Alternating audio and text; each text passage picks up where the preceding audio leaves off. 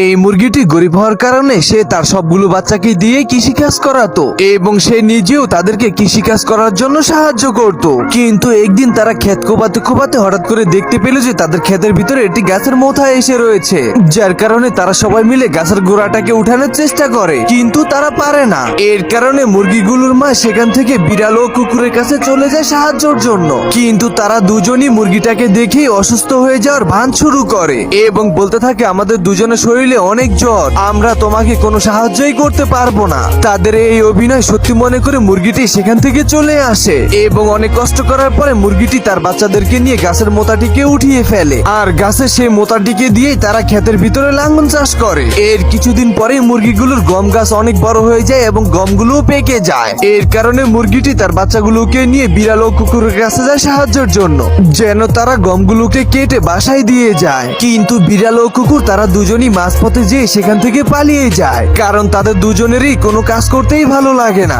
যার কারণে মুরগির বাচ্চাগুলো প্রচন্ড রেগে যেয়ে তারা নিজেরাই তাদের ক্ষেতের সবগুলো গম কেটে ফেলে এবং তাদের মা লাঠির সাহায্যে গাছ থেকে সবগুলো গম আলাদা করে ফেলে। এরপরও মুরগিটি আবার বিড়াল ও কুকুরের কাছে সাহায্য চাওয়ার জন্য চলে যায়, কারণ তারা সবগুলো গমকে এখন আলাদা করে বস্তা ভরে রেখেছে, আর সেই বস্তাগুলোকে বাড়িতে দিয়ে আসার জন্য কুকুর ও বিড়ালের কাছে আসা। কিন্তু তারা সেই একই ভাবে মুরগিটাকে আবার অপমান করে সেখান থেকে তাড়িয়ে দেয় এবং মুরগিটি সেখান থেকে চলে গেলে তারা দুজন হাসতে থাকে। এরপরে মুরগিটি অনেক কষ্ট করে তার বাচ্চাদেরকে সাথে নিয়ে সেখান থেকে গমগুলোকে ভাঙাতে শুরু করে এবং ধীরে ধীরে সবগুলো গম ভাঙিয়ে তারা একটি বস্তার ভিতরে ভরে ফেলে, আর সেই বস্তাটাকে ভালোভাবে বেঁধে মুরগি তার বাচ্চার কাঁধের উপরে উঠিয়ে দেয়। তখন মুরগির বাচ্চাটি বস্তাটিকে একা ঘরে তুলতে না পারলে তার ভাই এসে সাহায্য করলে তারা দুজন মিলে বস্তাটিকে ঘরের ভিতরে তুলে নিয়ে যায়। গমগুলোকে ঘরে নিয়ে যাওয়ার খুশিতে তারা সবাই একসাথে নাচতে শুরু করে। অন্যদিকে বিড়াল ও কুকুরের অনেক ক্ষুধা লাগলে তারা ঘরের ভিতরে দেখে যে তাদের কোনো খাবারই নেই। এর কারণে তারা দুজনেই ক্ষুধার্ত পেট নিয়ে মুরগির কাছে চলে যায় খাবারের জন্য।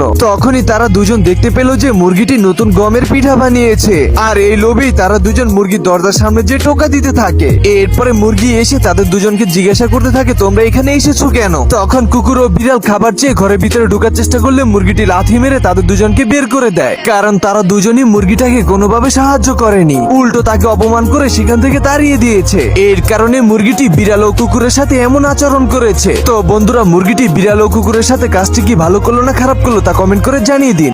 আমার চ্যাটার বাল এই মুরগিটি দৌড়ে আসে ডিম পাড়ার জন্য। ডিম পাড়ার পর মুরগিটি তাকিয়ে দেখে এটি স্বর্ণের ডিম, তাই বলেন কি মুরগিটি ঘাবড়িয়ে যায়। যা করলেন জীবনে ও পেয়ে গেলে জীবনে।